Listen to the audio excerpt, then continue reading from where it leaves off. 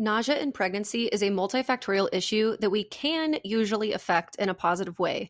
And today, Dr. Leah and I outline the top contributing factors to what is unlovingly known as morning sickness. We discuss how, for most women, there is not only one single reason that they feel nauseous during their pregnancy, and usually there are multiple pieces that all contribute a different amount to the overall experience. And what's tough is that for each person, this will be individual. So the best approach then is to ensure that all of these factors that we talk about today, blood sugar, hydration, histamine, sleep, and more, are in your awareness so that you can work on them the best that you can. So big hugs if you're in the weeds with this and you're really going through it. We feel you. So let's go ahead and get going. Welcome to Healthy as a Mother, the podcast for becoming and being a mother, with your co-hosts, Dr. Leah Gordon and Dr. Morgan McDermott, two naturopathic doctors who get it. Each week, we teach you how to be the healthiest mother you can be, from fertility and preconception to pregnancy and birth prep, through postpartum and throughout motherhood, empowering you with the natural health guidance and education you're not getting elsewhere, so you can confidently navigate the broken system at large. The real, the raw, the untalked about. And remember, this information is not intended to diagnose, treat, or manage any disease. Always consult with your doctor before making any changes. Growing a baby, healing postpartum, making milk, your body's mineral needs are off the chart during these times. And that's why Dr. Leah and I swear by Relyte by Redmonds, the real salt people, an electrolyte powder packed with USA mined unrefined sea salt and essential minerals like magnesium, calcium, and potassium. Unlike many popular electrolyte companies, Redmonds is the only company who is completely transparent about their sodium source because they own and operate the mine. It's clean, delicious, and the perfect thing for labor, breastfeeding, and thriving in mom life. So go ahead and grab a sample pack to try all of the flavors, or hand your trust over to me and start with strawberry lemonade. Go to redmond.life and use code HEALTHYMOTHER for 15% off. Hydration handled. All right. Today, we are talking about something that a lot of people don't want to experience, but many women do, which is nausea in pregnancy. And this can range from mild nausea, which I would say most women have some experience of that, all the way through the extreme version, which is hyperemesis gravidarum, where we can, kind of talk about the diagnostic criteria of that, but it's more the extreme side of nausea and vomiting during pregnancy. And Dr. Morgan and I, but she's kind of leading this one, even though I can definitely chime in here since I've experienced this myself very severely. We're going to break down some of the reasons why this could be happening. And I don't know what angle you're taking, but in my mind, if I was a woman listening to this who's not yet pregnant, maybe wanting to become aware and work on some of these things before pregnancy, and or see if there's anything we can do during pregnancy. Some of these things are kind of out of our control, but a lot of it is something maybe we could work on ahead of time. And then just, how to maybe support during and maybe for potential future pregnancies if you've experienced it the first time. So why don't you take it away? Yeah. So, this is something that most women are going to experience to some extent, usually in the first trimester, but it can go beyond. And there is, like you said, some aspect of it. Okay, here's what I'll just say, because the whole entire episode, I'm going to be using this analogy of the cogs in the wheel. So I use that one a lot. It's like my favorite one because most things are multifactorial, meaning that there are many factors that go into the experience that is taking place before us. So if we imagine one of those boards that has like all those little wheel circle things that have the little jaggedy edges and they kind of line up with each other. And so when one of them spins, they all sort of spin, or there's like this cascading effect. There's lots of different cogs that can be spinning on the wheel of pregnancy nausea. And if we can, maybe one of them's 10% of the overall nausea intensity, one of them's 30%, one of them's 75%, whatever. Like, there's going to be different. I know those numbers don't add up to 100. I'm just giving the example, like for an individual person, there is going to be a different individual picture for why this is happening to you. And if you can tackle some of these, you can lessen your overall experience of that pregnancy nausea. Say it's like 30% better. Who wouldn't take that? Like, that sounds great, Or maybe for some people, it'll be like 85% better and they barely have any left anymore because they're not letting themselves get so dehydrated or such low blood sugar swings or whatever it is, because they did not know that those things can contribute to this nausea picture. So that's the whole point of this episode, is let's make sure that we are doing everything possible to have the best experience that we can and not just be like victims to this thing. Although, unfortunately, and like in your case, you also may do almost everything and still feel very, very sick. And in the cases of hyperemesis, so HG, hyperemesis gravidarum, we're not really doing this whole episode about that specifically. But there is a level of that that's like its whole own league. It's like it's a completely different that women are hospitalized oftentimes. They're getting IVs. They literally puke 50, 60 times a day. They cannot keep anything down. But you also don't have to have a constant vomiting as being part of the picture of hyperemesis. You can have just this like very persistent nausea that is unrelenting and you are unable to eat. It's debilitating. Like that's how we have to meet the criteria for hyperemesis. And usually there is a weight loss picture of this too. Um, Mhm. so, but anyway, again, like that, this isn't really going to be about that. But if you are experiencing it, there's probably still some help that can be noticed from taking some of these measures. So I want to break it down into a couple of different topics, going from like common and easy to handle to a little bit more complex or like maybe less common or less heard about. So the first thing is that when you are early pregnant, your blood sugar is a very vastly moving target at all times now. Our Mhm. insulin sensitivity goes up by sometimes like 15 times. So that means that when we eat food and we have glucose in our system, our insulin is going to pull it into our cells to use it to go to all of the biochemical and physiological processes that are going on with now being pregnant.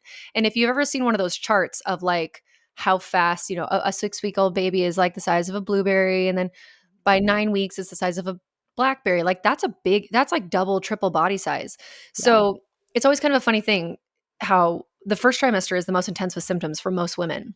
And Mhm. it's like the speck of a grain of sand in the I space. know. But it's growing so fast, you guys.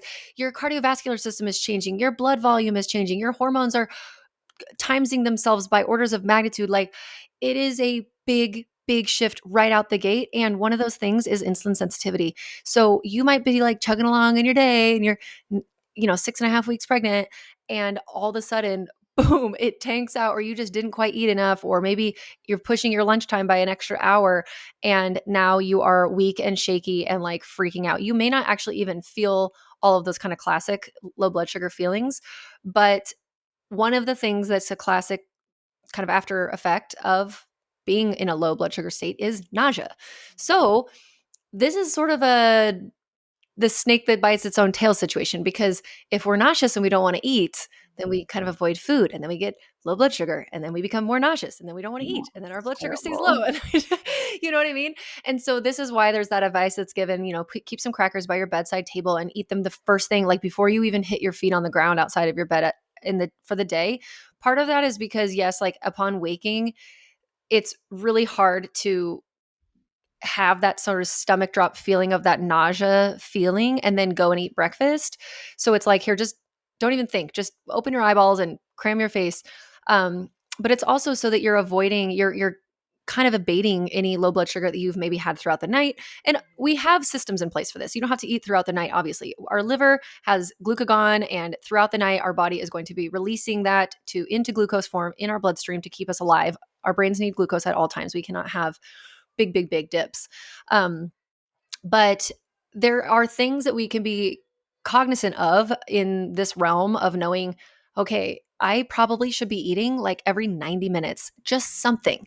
It doesn't Yeah. have to be an entire meal, but for some women, that is like asking them to run a marathon. Like they cannot even possibly fathom, what do you mean? And I am actually one of these women. I'm like, I am so exhausted and annoyed by the idea that I'd have to eat every 90 minutes. Like a little short meat stick and like 5 almonds, okay, Mhm. or an apple with a piece of cheese, or like whatever, you want to be eating these smaller things, and then maybe you have you should still ideally have your bigger meals.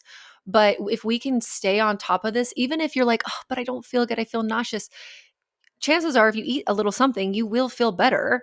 Yeah. And again, we don't have a crystal ball. That's my favorite other thing to say. But we don't have a crystal ball. We can't move forward 6 hours into the future and say, if I didn't eat that apple, will I have felt worse because my blood sugar will tank out? We don't really know. But either way, there's a couple of truths here. We do know that low blood sugar is associated with nausea. So if we can keep our blood sugar balanced, we should have less nausea. Two, we know that our bodies need a constant stream of nutrients during pregnancy. And it is just a better situation for our stomachs that are feeling badly. And if we are vomiting, to vomit up a smaller amount of food then and to just take in a smaller amount of food, be able to digest it, kind of like integrate it in. All right, okay, we're good. We're fine. We're breathing in through our nose and out of our mouth. We're trying to hold it down.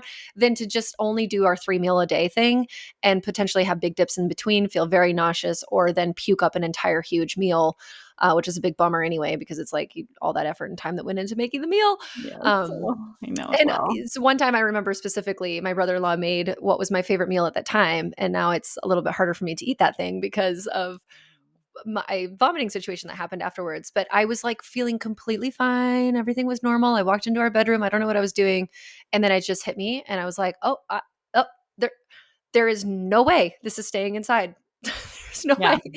But anyways, so that is a big one. That's a big main one. And yeah, I don't know. Do you have anything to add to that? Yeah, I mean, I would say just like you said, for someone who's listening to this, because I've been there and it's so fresh in my mind. Only 8 months almost postpartum and having had such a bad run of it in both my pregnancies. But even though it feels like, no, I cannot put that in my mouth, like I do not want it, it feels like it's going to be worse, but it will be better most of the time. Even if you vomit, I know it sounds so bad, but just try to get food in, even if you feel nauseous, because I do see that a lot. Even women outside of pregnancy where they're like, oh, I'm just too nauseous to eat. And it's like, ugh, I know that seems counterintuitive, but in these situations, it actually is a blood sugar thing and you do need to eat, even though it doesn't feel inherently like you should. The other tricky thing for women, and I feel you if this is you, is like you can't even smell food. So choosing foods that don't have a lot of smell, like you said, almonds or crackers, those kind of things, because if you're someone like me who is used to having 3 solid meals a day, and this is the other thing I'll say about it, is in the gut health world, we don't want you grazing all day. If you've ever worked with functional medicine or naturopathic doctor or just dove into gut health, it's actually better for your gastric health to have solid meals and then time in between eating.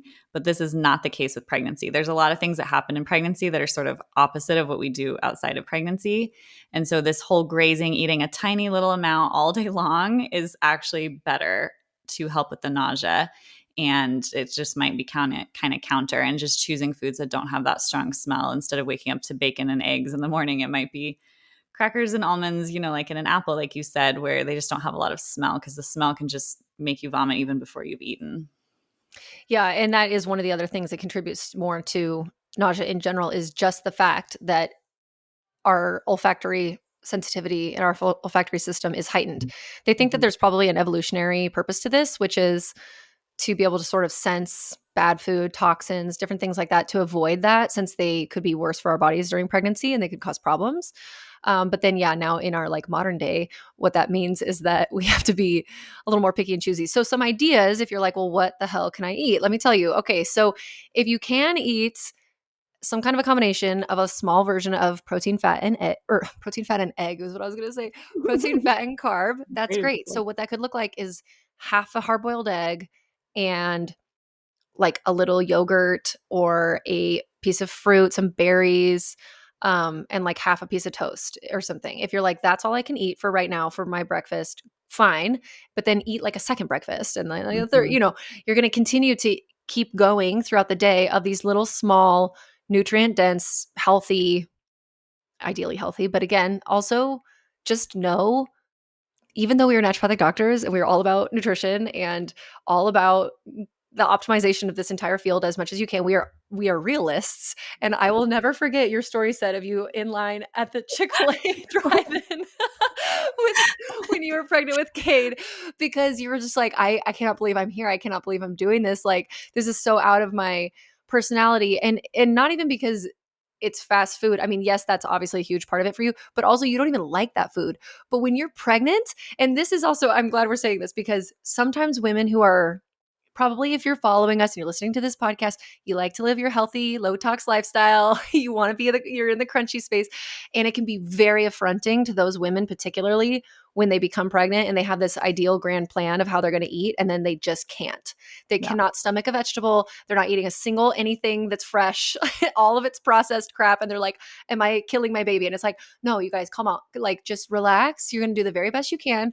This is why preconception care also is very important, because if we can eat really well before we get pregnant, then we've had a good nutrient load on board in our bodies and in our egg quality and everything like that prior, so that if we dip down for a couple of months into just like survival mode, it's going to be okay.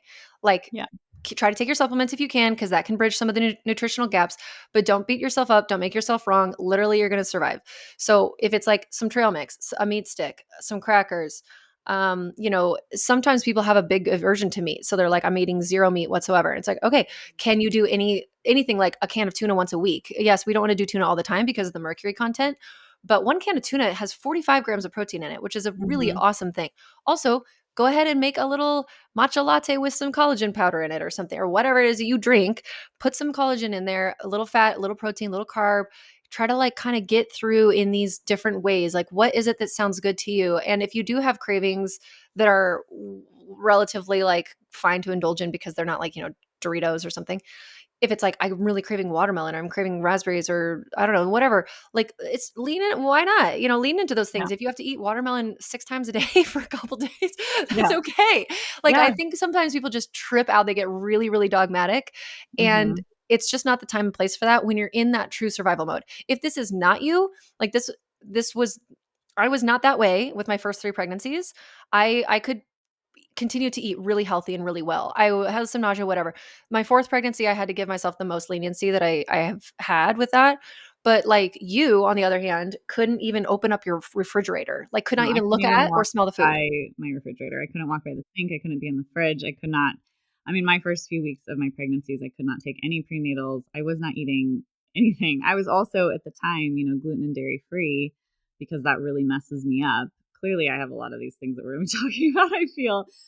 Or just who knows? I'm trying to figure out why it's that way. But, it's okay. And yes, giving yourself the grace. Obviously, we always want to strive for the best that we can do. And also, if that is not working for you, please don't beat yourself up about it because, I have two incredibly healthy children who are tracking way ahead of schedule in every way. And, obviously, I'm a huge believer in prenatals, I'm a huge believer in nutrition, but also the stress that you will put on yourself, like freaking out. Just be like, you know what, this isn't the season, and my body's going to give my baby what it needs, and I'm going to get what I need. Just really lean into that and be okay with that because, yeah, like the Chick-fil-A thing, I know there's MSG in Chick-fil-A. I know there's all sorts of stuff. And at the time, that's literally the only thing that I wanted to eat. And I had to go there and, I was able to stomach that. I've thrown up almost every single restaurant in the Treasure Valley in Idaho. So every restaurant I go to now, I'm just like, oh, I remember that meal. But you just do the best you can. One of the tips that I found, weirdly enough, which other people might be like, what, is black lentils. I think I mentioned this in another episode, but I found that black lentils, they're little lentils. They're very easy to make. You just put them in a saucepan with water and cook them. They're very bland. They just don't taste really much like anything, but they're super high in protein. Lentils in general are really high in protein. And so that was a breakfast I could eat better than other things because I had crazy food aversions. But that was one that I could just get down. I just put salt and pepper and a little oregano on it with some olive oil. And I would just have spoonfuls of it. I think I met you at the park once, and I was just Uh-huh. eating my I was spoonfuls like, of black are lentils. you eating little beetles? What are you eating?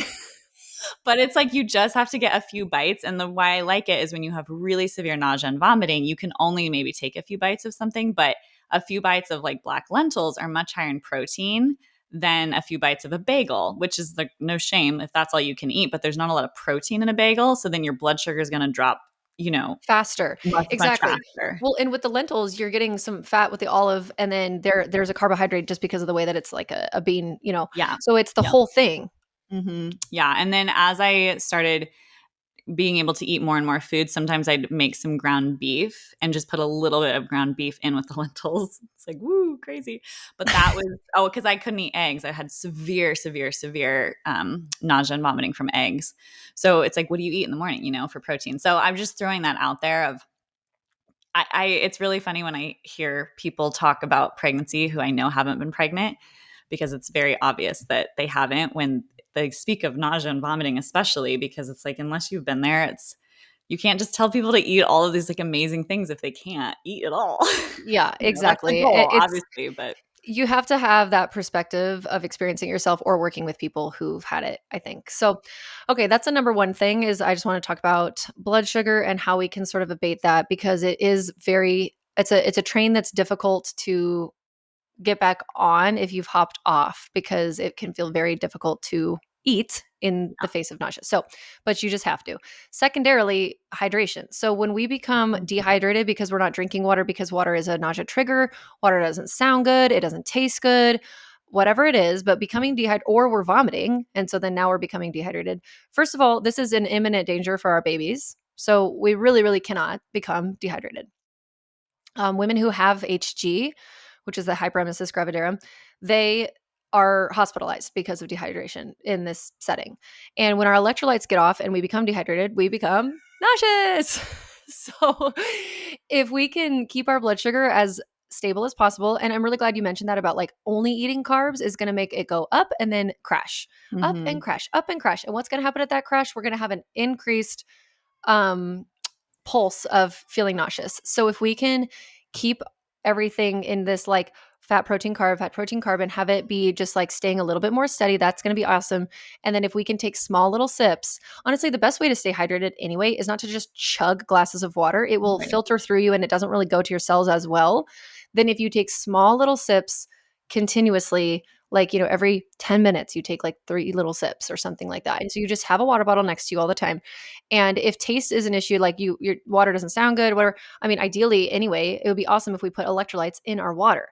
So Mhm. if you don't want something that's tasting like an Element or a Relight or something, which we very much prefer Relight over Element, even though Element's marketing is brilliant and amazing, and they've got all the influencers talking about them. If you like that kind of a salty um, electrolyte taste with the different flavored options or whatever, Relight is so far superior, guys. It's like not even a joke. And Mhm. if you want to DM me about that, I'll give you my whole breakdown. But so Relight by Redmond is an electrolyte powder that has some stevia in it to make it taste sweet with different flavor options, and it has a really good profile of very high quality electrolytes in it. So you could put some of that in your water bottle, and now you're just sipping on like a mixed berry kind of salty thing, and it can taste so good. Sometimes salty like that is helps cut nausea for people just in and of itself. But if you're Mhm. one of those people that does not want to taste anything like that, but wants the benefit of electrolytes, then my favorite thing, and we'll put both of these in the show notes, is the Concentrace drops by Trace Minerals.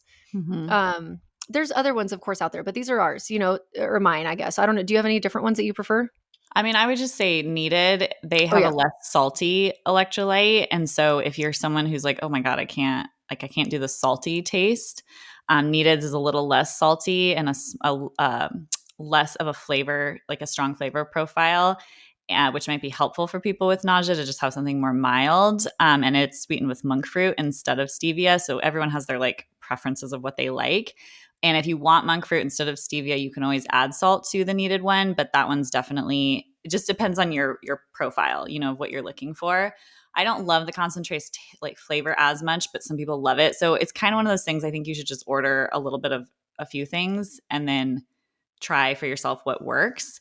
There's a lot of experimentation that happens when you have nausea in pregnancy where you're like, does this ginger help? Does this B6 help? Does this electrolyte help? But it's good to just have these different options. So I think those are all three great, really, really great options. yeah, and I'm glad you said that. And the needed one is definitely for the people who don't like it, the saltier one. It's a good one too, and you can even do like 2 packets or something if you wanted a little bit Yeah. more flavor with it. But Or anyway, just to throw this out again, because we've been there, is sometimes that like, not that these are necessarily artificially flavored tasting, but some people are very triggered by that. For me, sometimes it was just squeeze of lemon with real salt, just putting salt, which you could get salt from Redmonds. They have really great salt or wherever you get your salt. And just like a little bit of honey if you want it sweet, or just salt and lemon where it's just very fresh and real. Sometimes that is also helpful for people who are having any sort of aversion to like flavors or scents or anything, because I get it. I've been there. yeah, and it's sometimes a moving target too, and this is an exhausting aspect of it, is that you feel like you're trial and erroring, like, every single day because you might just be in a different state that day. And they okay, so one of the things that you cannot control that is playing a role here is just simply the hormone shifts. Mhm. So estrogen, progesterone are increasing on mass levels. HCG, which is the hormone that we pick up on a home urine test, is increasing rapidly throughout that first trimester too. And it kind of peaks at 9 weeks and then it starts to fade back down a little bit. And so there's often like this tenet and idea, it's going to be different for everybody, but that for a lot of people, nausea seems to peak around 9 weeks and then it kind of goes back down if you're going to be one of those people that only really has it in the first part of your pregnancy. But we can't do anything about those. There's nothing you can do about your estrogen and progesterone. You're not going to try to take DIM to reduce your estrogen. You're not going to do anything about it because these are normal and they must happen and they are part of the process. We are just kind of riding the waves of the after effects of them being there. And we're so grateful that they're there because otherwise you wouldn't be able to stay pregnant. Another thing that happens during pregnancy and in as an after effect of this, specifically with progesterone, is that your gastric motility slows down. So progesterone, one of the things that it does besides keeping us pregnant, which is really great, is that it kind of makes our gut motility slow so that we can absorb more nutrients from our food. But then the longer that food sits, we can have more bloating and sort of pressure, nausea can come from that, constipation. So there's sort of this not very fun GI picture that's already happening. Even if you're not somebody who's feeling nauseous from that, sometimes people will still be able to connect with those symptoms and be like, oh, yeah, I definitely had like uncomfortable bloating, gas, constipation. So, I mean, for constipation specifically, my favorite magnesium is called Triple Mag by Vital Nutrients. And I will put all this in the show notes for you guys. There's going to be a lot of different like supplements and remedies in the show notes. And so the full script links for you to order them will be on there as well. So Triple Mag is nice because it's a form of 3 different types of magnesium. You just would take it at night. It can help with the like leg cramps situation that happens with pregnancy, but also if there is a constipation picture happening, very, very common for a lot of women, it will handle that and take care of it too. But again, that's just another thing you have no control over in your pregnancy that's contributing to this. And then the last thing that you can't control maybe it's not the very last thing, but one other thing before we go into more that you can, is this idea that there's like these protective evolutionary measures that will make us kind of avoid certain foods maybe on purpose. So it's very common for women to not want to eat meat during pregnancy at some point, especially in the first trimester.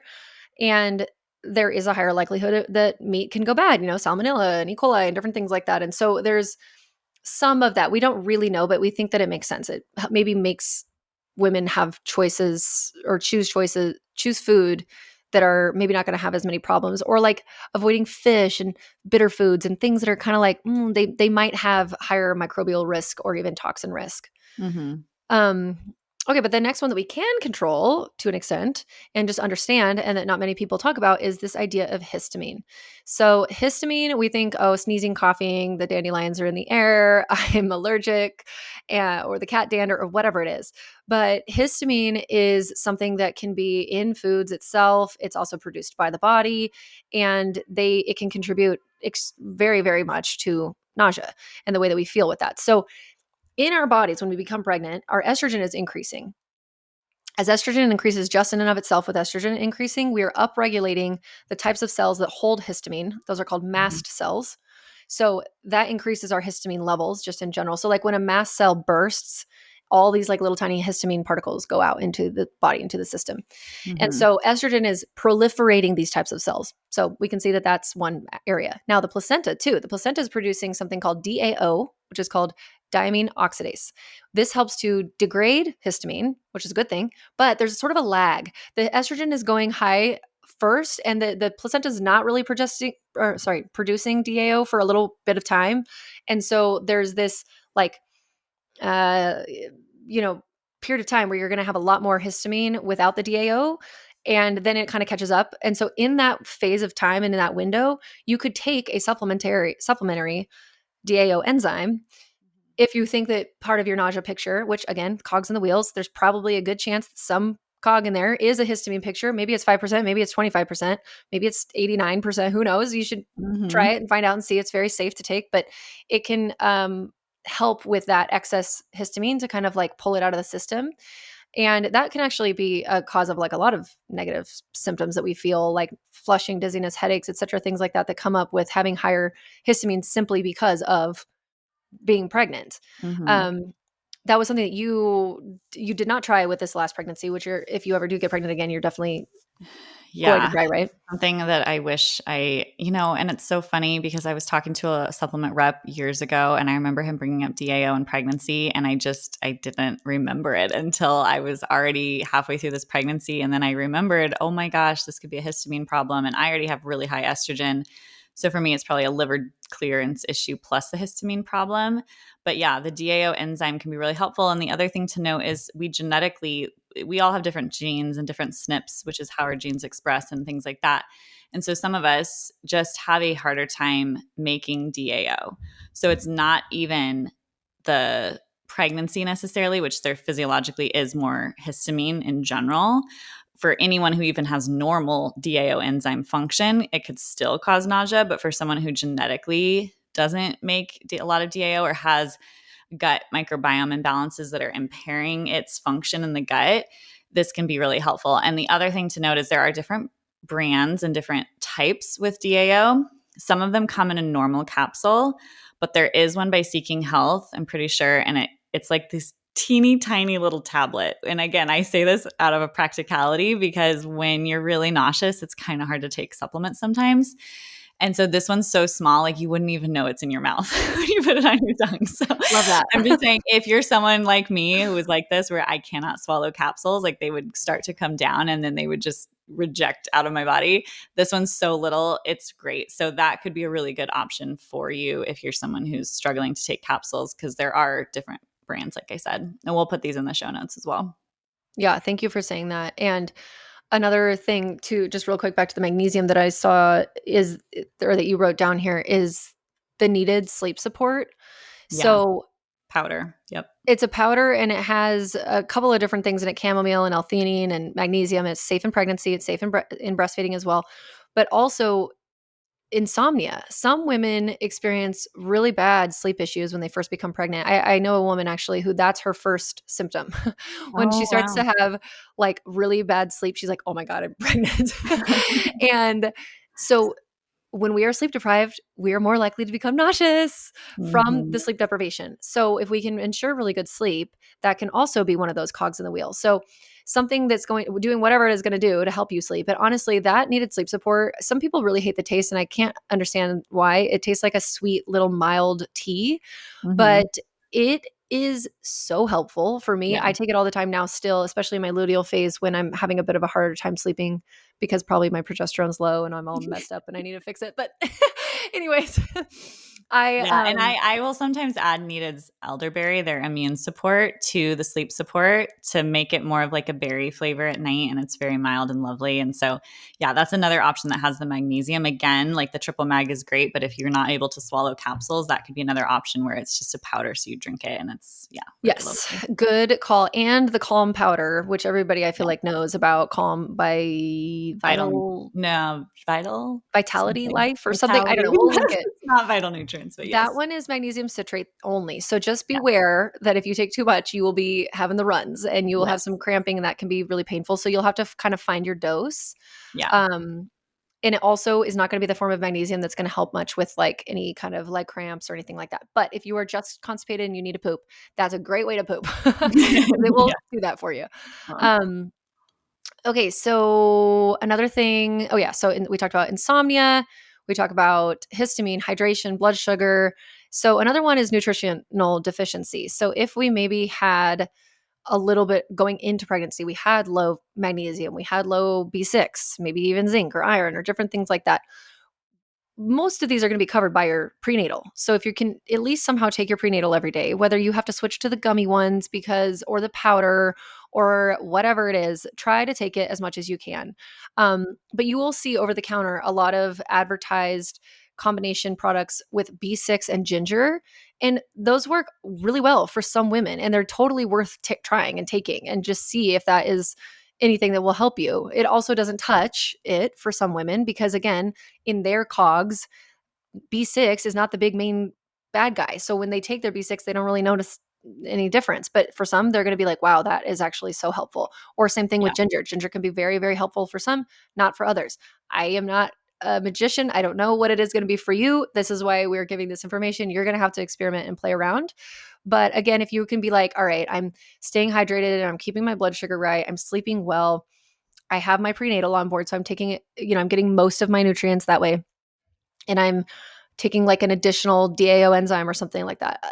Chances are you're going to feel a lot better than if you don't do Mhm. those things.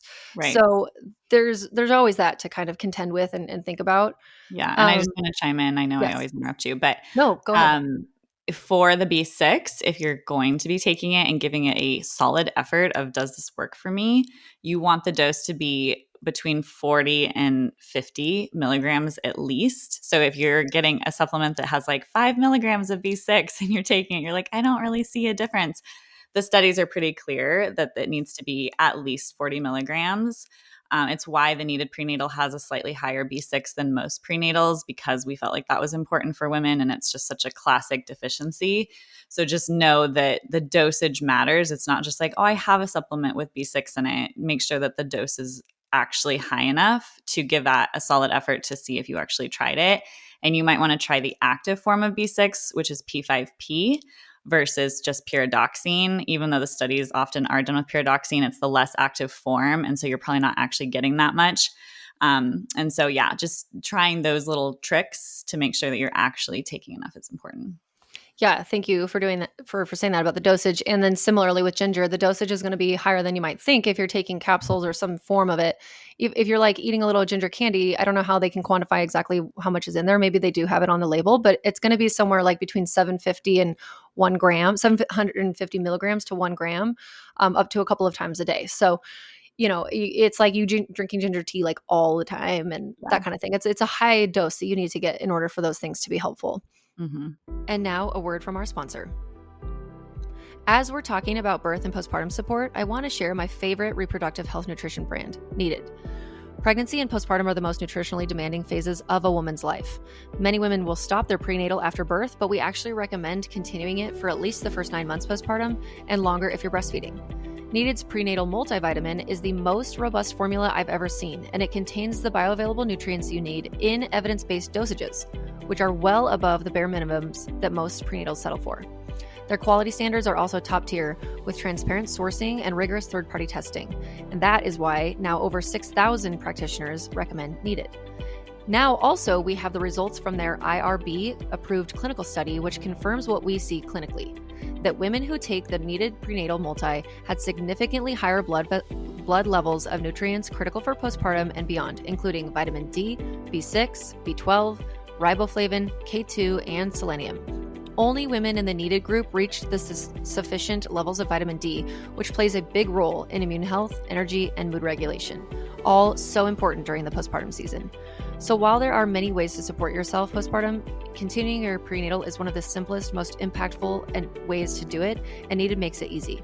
So learn more at thisisneeded.com/thrive to see more about this study, and use code HEALTHYMOTHER for 20% off of your first order. Yes, Healthy Mother, as a little mantra or affirmation for yourself. It's so cool.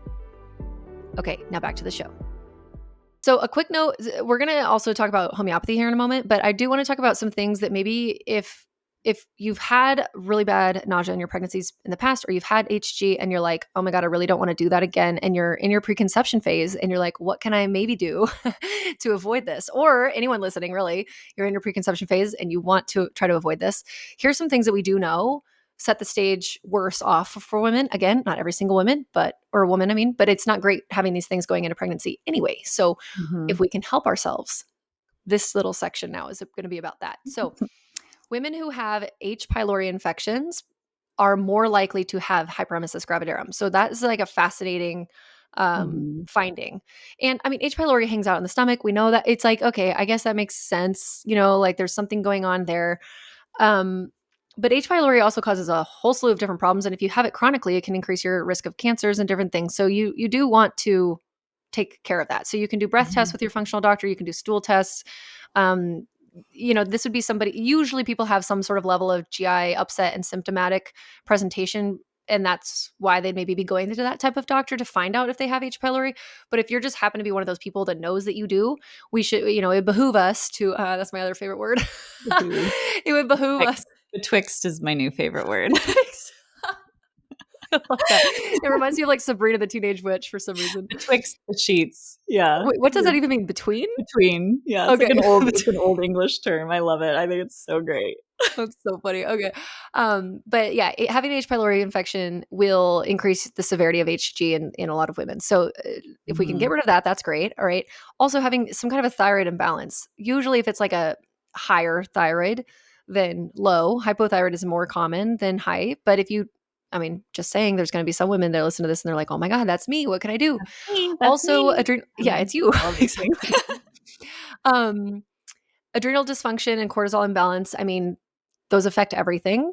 So they're not great things to enter motherhood with, although it's very common. And also, if you're between babies, it's like, how do we, but taking some adrenal supports that are breastfeeding safe, or once you are done breastfeeding, and working on your blood sugar, working on your sleep, all of these things will really impact it. It takes months and months of doing these lifestyle habits in order to impact our adrenals and our cortisol. This is not going to be something you take or do for 2 or 3 weeks and then you're done and fixed.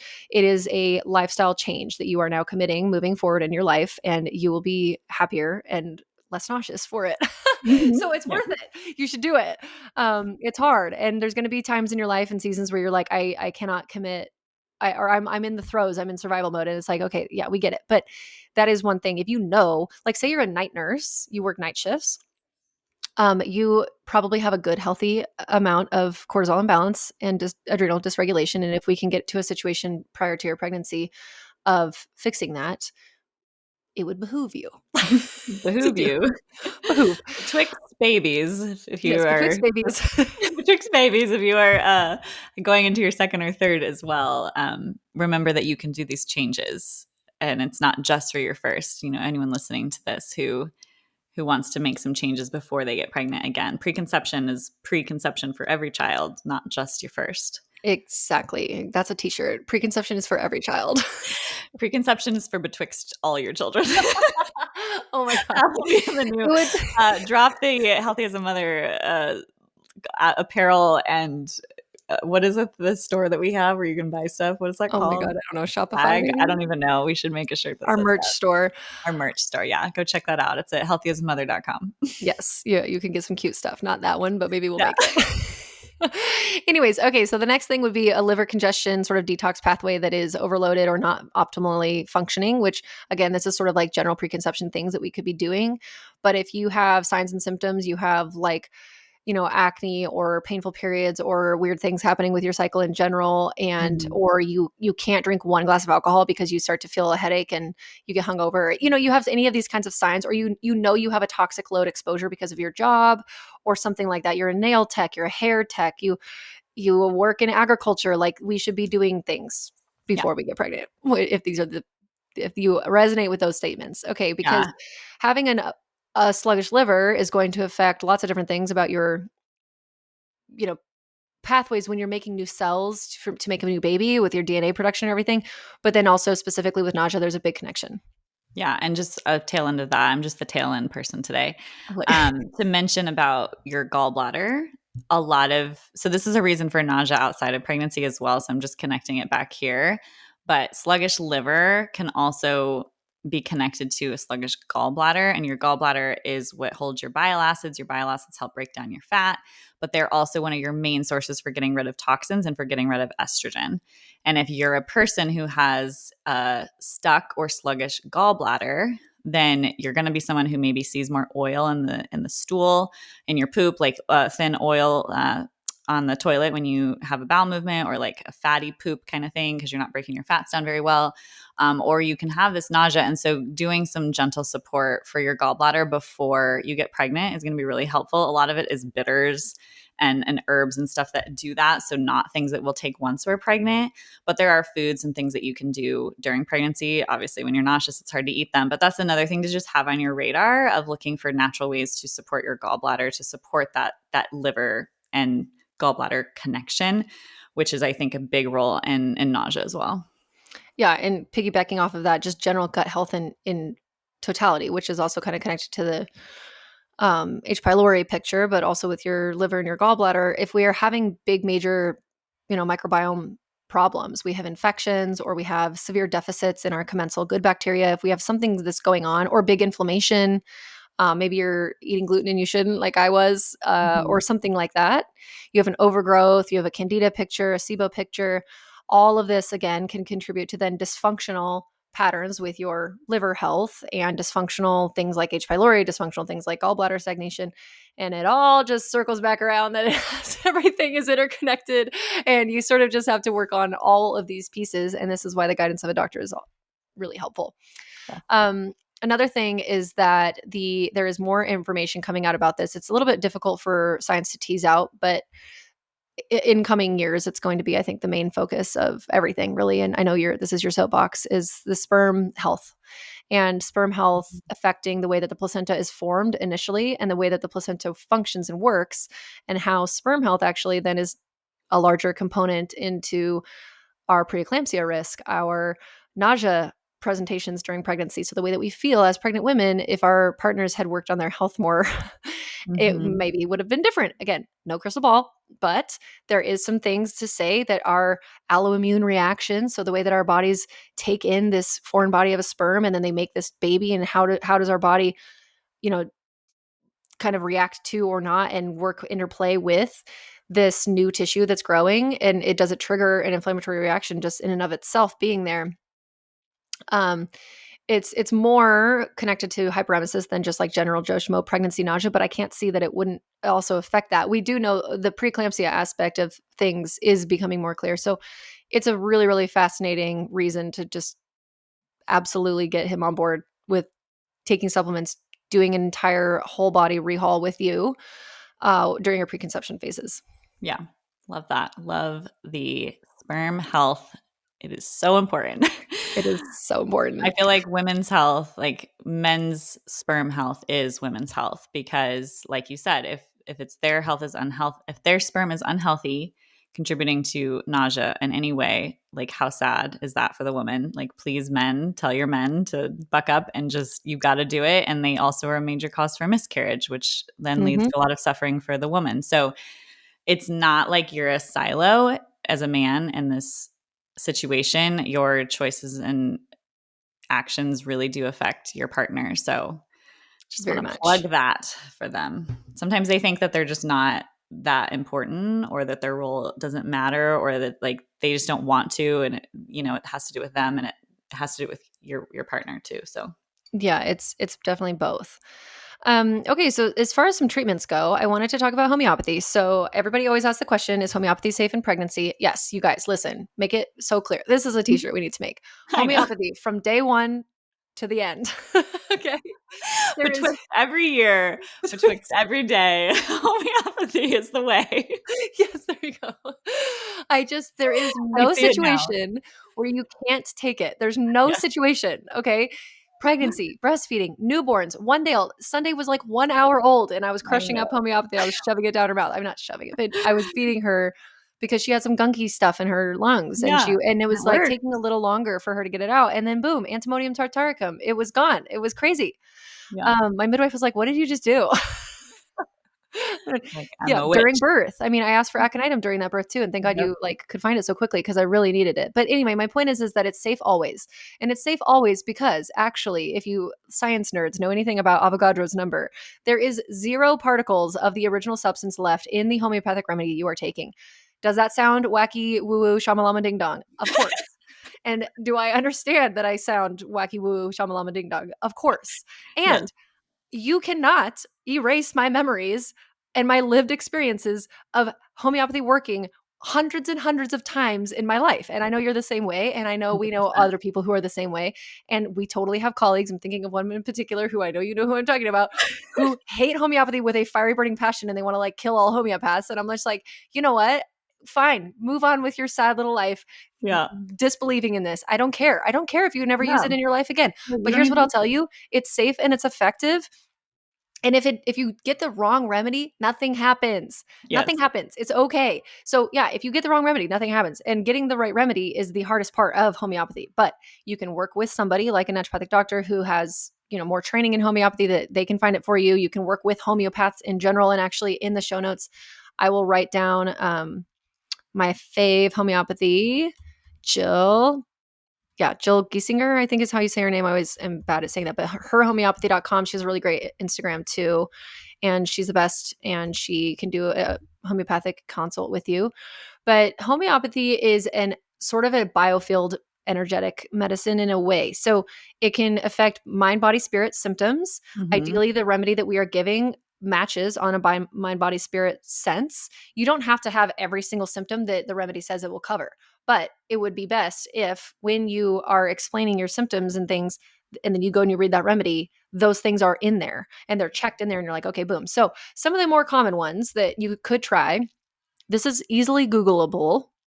Something like drhomeo.com oversimplifies homeopathy. But if you're new and you're like, I have no idea what you're talking about, then just go to one of those websites. Yeah. Or, I mean, better yet, get a consult with a real homeopath, because then they can actually find your specific remedy. But I understand, the barriers with finances and whatever. So anyway, okay, one other thing to know about homeopathy is that the names are all wackadoo. So Yeah. Well, they're they're the like Latin Latin. names. They're the Latin names for things, you Yes. know? They're the Latin names for like plants and animals and minerals in which they came from. Yeah. So with a little bit of like a twist, like a little fantasy element twist. It's like our So romantasy books come to yes, life. This is why we love it. No. exactly. That's probably why we can read them so well, because we're so used to reading these like We're like, "Oh, yeah, ridiculous. I know that weird, bizarre name." Like, went to school for 1,000 years to learn about all sorts of weird things. Exactly, exactly. So the first one would be Nux vomica. So Nux vomica, yeah, vomit, right? So Nux vomica's kind of key symptoms, and I'll just highlight a few of them. And again, you can find this on your own, but typically it's like the nausea's worse in the morning. It's worse after eating. So you do not get better when you eat. You're like even more nauseous. You're worse with stimulants. Like you drink your coffee and then you're like, I don't feel good.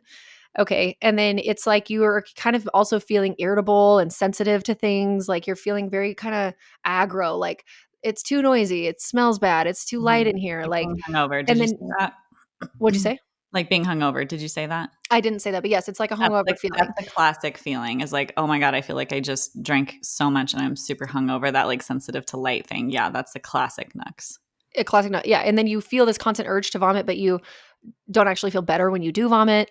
Um, and also, there's this kind of picture with Nux sometimes in the mental emotional picture where it's like a very highly driven, stressed out, overwhelmed, like CEO picture, like overindulgence, like they work really hard and they kind of are workaholics and they stay up late drinking and eating pizza and stuff, and then they wake up in the morning and they feel bad. Like obviously, that's not what you're going to be doing when you're pregnant, but that's sort of the general picture of it. Mhm. Another one that's a good one that helps a lot of women is sepia. So sepia. Sepia is a sort of like the classic woman's remedy. It helps with a lot of different things: menstrual issues, postpartum depression, and anxiety. It's kind of like the stressed, overwhelmed mom who just wants to run away. Like I'm a sepia You're constitution. So so a like when I get sepia. out of balance, I do all the sepia things. Like I'm better with exercise, I'm better in the sun. So that's sepia. Like if you go and you exercise and you feel better, or if you're in the sunshine outside and you feel better, if you're in the fresh air and you feel better, but then you're worse from like the smells and the sights of food, and you just kind of feel this like emptiness in your stomach even after eating, or okay, this is one aspect that I personally do not have, but you desire sour foods or vinegar. So you really like that kind of picture of things, there can be a sepia picture. But the most notable for pregnancy nausea with sepia is that the the smell of the food is so repulsive. Like they are so sensitive and so averse to certain smells. Um, Also, sepia can be really good for like prolapsy feelings and heaviness and bearing down, or even just like, the first or second day of your period where sometimes you'll get that heaviness. It can really alleviate that well. Then there's one called Ipecac, which is like, that medication. Ipecacuanha actually is the real word. And then there's Tabacum. So Ipecac and Tabacum are good vomiting ones. They're very similar, but they do have their main differences. So you could just look those ones up. And I would also throw in there Pulsatilla. Mhm. Pulsatilla is more of a remedy that's like the nausea is constantly changing. Like it's shifting and it's changing. You can't really put your finger on it, but you definitely like to be outside. You feel better in open air and open spaces. You feel very, very bad and nauseous in like a warm or stuffy room with the windows closed. You feel worse if you eat like fatty or rich foods. And then maybe you're like kind of weepy and Mhm. sad and you really want to be around other people. Like Yeah, like, just hold me, I'm you so just want to be sad. comforted. Yeah, like, oh, like just tell me I'm okay. Like you're like going up to your partner and you're like, hold me and love me and never Mhm. leave me and I feel terrible and I you know. Yep. Um Pulsatilla also happens often has an aversion to fatty foods, warm foods, and they kind of crave like cool, fresh, crunchy, light, crispy things like that. Mhm. There are others, but I just wanted to give that as like an idea. So the way that you could dose your homeopathic to find out if it's the right remedy for you, I think so. You're gonna see if you go to the natural grocer type store, you're gonna see those little blue tubes, blue and white. That's a company called Boron, and they also there's other brands too, Olois. I don't even know how to say it. Highlands, etc. But you're gonna see that there's different potencies. So you'll see like 6x, 6C, 30C, 200C. Just for ease of use, I would say 30C is totally appropriate and fine for almost all things. So just buy that because these remedies have more than one purpose. So keep them and they Mhm. never go bad. So it's like just keep them and you'll use them at some point in your life. But so you could try like 3 to 5 pellets is the dose and wait like 15 20 minutes. See if anything happens if you notice any shift at all in your symptoms, any shift. Even getting worse. Sometimes getting worse means that the remedy is working. You kind of have like an aggravation of symptoms. So, yeah, any shift or change, even worse, better. The only thing that you don't, or that is an indicator that it's not going to work, is exactly the same. Yes, exactly. So if there's any change, good or bad, cool. Let's take another dose and see what happens then. If you're starting to feel better, you don't need to take another dose. You could just kind of like ride that until it starts to feel bad again, then you take another one. But if you're not sure, if you're like, I don't know if I'm reacting or not, take up to 3 doses in a row, 15 to 20 minutes apart, and just again see. Now, and if again, nothing is happening, if it's going to get worse, it's going to get better at some point. So just kind of like wait for that better point. But if nothing happens, there's no change, you feel exactly the same, like literally not even 1% different in either direction, then it's probably not the right remedy. So then Yeah. you could go on to the next kind. You cannot overdose on homeopathy. If your child grabs a tube and eats the entire thing, it's fine. You don't need to call poison control. Like it's like an energetic pulse type Yeah. of The analogy that I use, which I think is so good, is it's like pushing an elevator button. yes. And when you push the elevator button, once you push it, it's lit up. You know, there's a certain time where it's going to stop being lit up and you have to push it again. And that's different for every person. But it doesn't matter if you take 3 pellets or 5 pellets, because that's like pushing the elevator button a little bit or really hard. Either way, you're pushing it and it's lit up. So, you know, people will freak out and be like, well, I have 4 pellets. And it's like, that's literally fine. You're pushing the button with the pellets. So you can take 1 pellet, 10 pellets, doesn't matter. You're pushing the button. How often you push the button depends on you. And that's where you start to feel like, okay, do I feel better? Great. Now I'm starting to feel like not as good, take another dose again. But you might be a person who just needs 1 dose a day. You might need it like 6 times a day, like just feeling into your body. But just think of every time you take the remedy, no matter how much you're taking, that is just pushing an elevator button to go to, you know, healing, whatever, the Right. healing level upstairs. Exactly. Yes. Thank that's a really good analogy because like what's going to happen if just keep your finger on the button, you'd eat the entire bottle like nothing. Yeah. It Yeah. is It's just like the it's button's going to pushed, whatever. it's going to act like one dose. So it's just a Yeah. waste. So don't do that. Yeah. Um don't do that. Don't do that. Reprimanding you.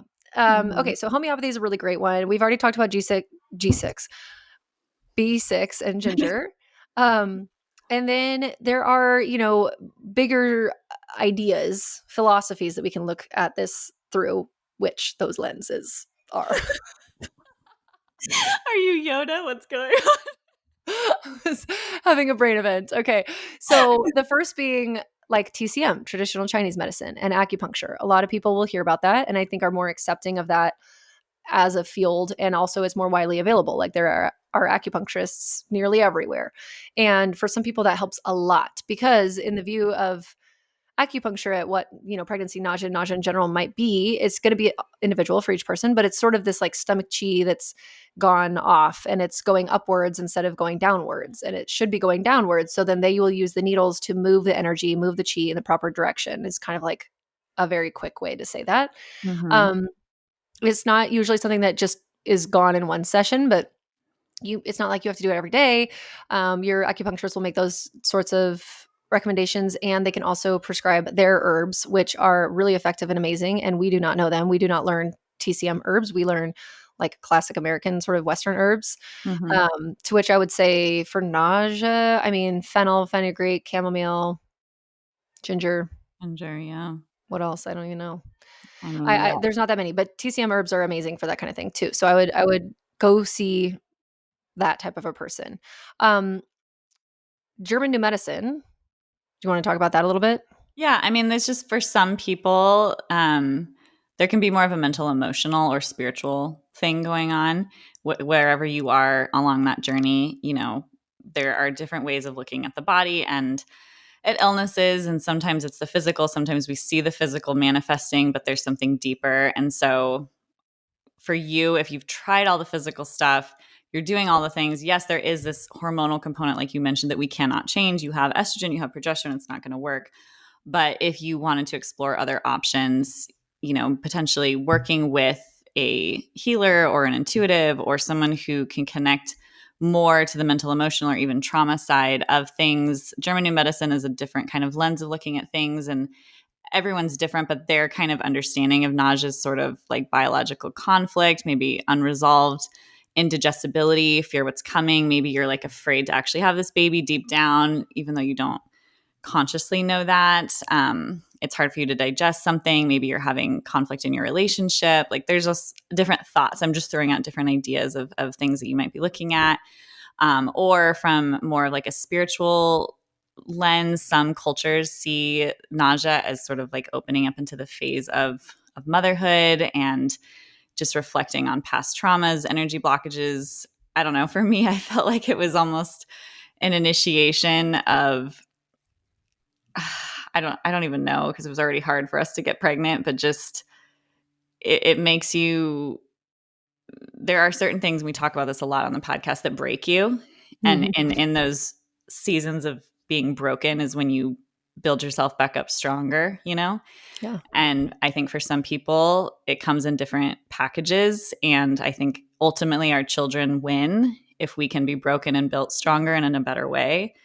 And so, maybe for you, and I've seen this in the fertility space, even with the infertility space, of you might need to become a different version of yourself for this baby or for how you're going to show up in your life. And so that might be what this really hard time is trying to teach you or show you or whatever. So this is just another idea of like, it's not always just DAO. Yeah. It could be that you have this spiritual journey that you're supposed to go on and become this person or have this experience. And how do you, resolve that? And in my experience, it's like trying all the things, doing everything, nothing working, where you literally just have to sit in the discomfort and in the pain and the suffering. And that's kind of like birth for some women, right? It's much shorter. I think I'd rather choose a really hard birth. But I don't know. I've never had that experience of like a hard vaginal labor. But it's the same thing where like you can't get out of it. Yeah. This is the hardest thing about nausea and pregnancy for me is you're in it, you can't go backwards, you can't get out of it. And even though we have all of these tools at our disposal and all this knowledge and understanding, it doesn't make it go away.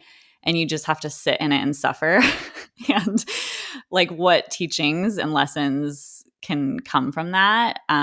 It's really hard to hear it in the moment, and I get that. But if you can try to see it from that lens of who can I shift into and what unravelings can I have happen during this process? Because how can we see this hardship as an opportunity? And so, yeah, there's just all these different thoughts and feelings. So that might just be another perspective for someone listening, um, to make meaning and purpose out of your hardship and your suffering, or maybe as to a why.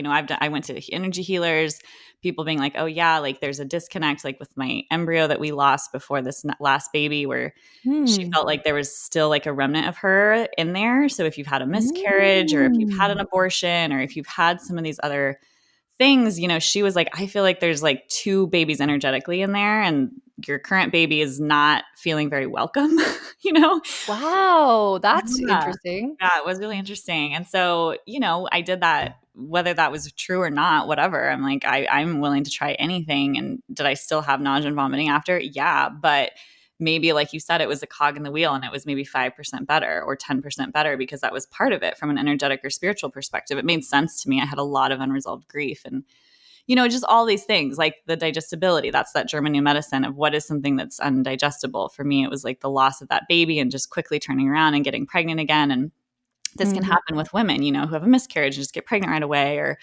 like maybe you did have an abortion when you were a teenager and now you're pregnant and now your body's like so sick because you almost like blame yourself. There's just like so many things that could be happening. Well, and I don't know where I learned this initially, but it makes so much sense to me that sometimes pregnancy nausea is the baby's way of signaling to the mom, like, I'm here. This is about Yeah. me now. I'm Yes.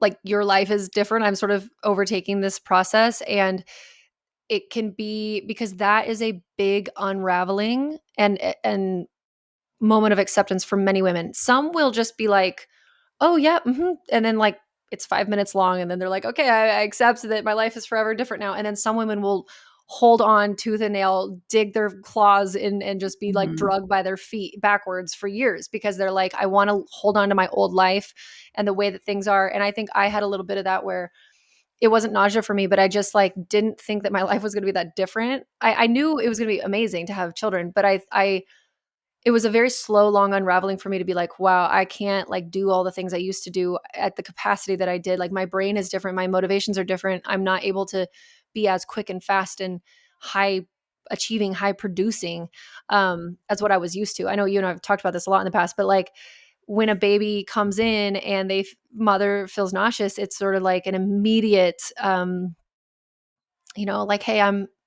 here. This is, we're doing this. Yeah. Oh, And I yeah, love sometimes, that. Ugh. yeah, I think there's got to be, something like that. I And mean, that would I be feel like now that you say that, I feel like that's maybe what I was trying to articulate because I never wish this upon anyone. I don't.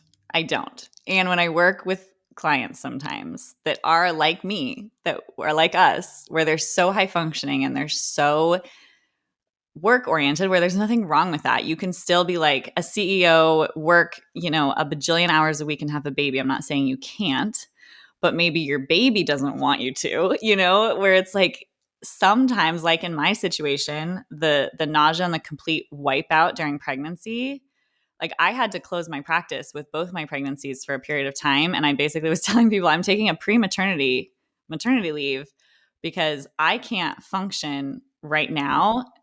And that's really not accepted in our culture. But Mhm. in so many ways, because I had to slow down and make so many changes because I was so sick, once the baby came, it was almost like, oh, yeah, we've already been doing this. Like, I have room for you in my life. Yes. Whereas the woman who's like, I'm pregnant, I feel totally fine. I'm doing exactly the same. I work out, 5 times a day or 5 times a week, and I have my business and I'm just doing blah, blah, blah, all of the things. I work all the time. And then baby comes, then they're like, what? Yes. And Yes. And that's how it was for me because I had nothing. I had a great, easy pregnancy. So then I was like, holy, like postpartum just slapped me across the face, like, oh my God, because I didn't learn it during pregnancy. right. And then like maybe your son needed that experience for his journey in this life where he needed you to be a little bit more disoriented in his first few weeks. But like in my situation, that's where I'm thinking from a spiritual perspective. Like maybe my baby does not want me to be that way when he was first born. So it needed to happen earlier. So that's what I'm just saying of like, who knows? This could all be totally made up, but I believe in these kind of things. And I think that sometimes there is a bigger picture, especially when things don't necessarily make sense. Yes. Um, and sometimes our babies are the one, and we've talked about this many times, that we often can't control certain things and that they make things happen on their own timeline in their own way. So that's another thought. I love it. I think it's all totally valid and probably so real. And maybe one day on the other side, we'll figure out what it was. We can ask all the Maybe. questions and get all the answers. Okay, so to recap, what we talked about today was the controllable factors of pregnancy nausea, which would be things like regulating your blood sugar, staying hydrated, addressing histamine issues if you have them, addressing any nutritional deficiencies, or using targeted nutraceuticals like B6, ginger, different herbs, homeopathics, etc. Lack of sleep also can be a contributing factor. And then, like, if you, what can you not do anything about, but are things that are contributing to pregnancy nausea, which would be like the fact that our sense of smell is different, the fact that we have protective aversions to avoid toxic foods, the fact that our hormones are surging super crazy and how that makes us feel, etc. Also, we talked about for those that are in between babies or haven't had a child yet and you're in a preconception phase, you don't want to experience this. Here's some things that could contribute. So looking at them a little bit deeper, that would be like gut health, H. pylori, thyroid, cortisol imbalance, liver and gallbladder issues, etc. I mean, kind of total body health. Mm-hmm. And then some more specific ways or ideas of approaching the treatment, like with acupuncture, herbs, tapping into the philosophical or spiritual meaning behind what's happening, which at least can sometimes just be something that we can fall back onto when we're in the pits of struggle. We've tried everything, nothing's working. And we're like, okay, I just have to find a radical acceptance for what is and know that this is temporary. Like I will not be pregnant forever. And how am I going to, like, this is a deep, deep, deep challenge. How am I going to sort of like rise above? And this is bringing me to like a new level of my own self. Like I have to level up of Mm-hmm. my grit. Like I didn't think I could do it, and I do. That's my favorite thing about motherhood. Honestly, it's like one of my very favorite things is it brings us to these places where we think we can't. We Yeah. think we can't, whether that's in pregnancy or if it's in birth. Like there has been so many moments for me during the birth where I'm just like, I am actually dying. It's like, but you're not. And you're like, and then you just do it. And then for you, I'm sure that you felt like there's no way I can survive this. I cannot get through this Yeah. all Oh, day, yeah. every day of No, being, I definitely you was know, in that place for many yeah. times. And then like postpartum, it's like, oh my, this is an impossible situation. Like this feels unsurvivable, or and I'm saying survive, I don't mean like, but it's like, how am I going to push through? How am I going to get onto the other side where this is my new normal, or where I'm not in like this sort of feeling, because it is that way sometimes, and some people who maybe have like very, very easy, all of this pregnancy, birth, postpartum, everything, like maybe you can't relate as much, but hopefully you can at least hear our stories and get compassion for those friends and family around you that are having struggle. It's a huge blessing that you don't, and I'm super happy for you, but it's just not as common. Most people have something that they have struggled with, whether that was in getting pregnant, the pregnancy itself, the birth, the postpartum, somewhere, something, the breastfeeding. And so we can all just have more compassion for each other and understand that it's something that it makes us stronger in the end, although it very much sucks to experience it. And so anyway, I hope this episode was helpful. Please share it with your friends, send it around widely so that it can get into the hands of those who need it Yes. most, and who are probably the ones early pregnant that aren't even telling you yet, because Yes. there's this cultural thing that they're like, I'm not going to tell anybody. But you know what? If you know somebody's pregnant or they're trying, just send it to them anyway, because Yeah. then when they get it and they're pregnant, they're going to be like, oh my God, thank you. Okay. I know. Anyway, Thank you. bye. Thanks for listening to this episode of the Healthy as a Mother podcast. In order for others to hear this information, please leave a review with Apple Podcasts, subscribe, and send to a friend who could benefit from this content. We're so excited to share more on becoming and being a mother next time. And please remember that the ideas and views of this podcast are for informational purposes only and are not intended to serve as a substitute for medical care of any kind, including the diagnosis or treatment of any illness or disease. Consult with your provider before integrating this information into your own care plan. And remember, a healthier future starts now, and it starts with you.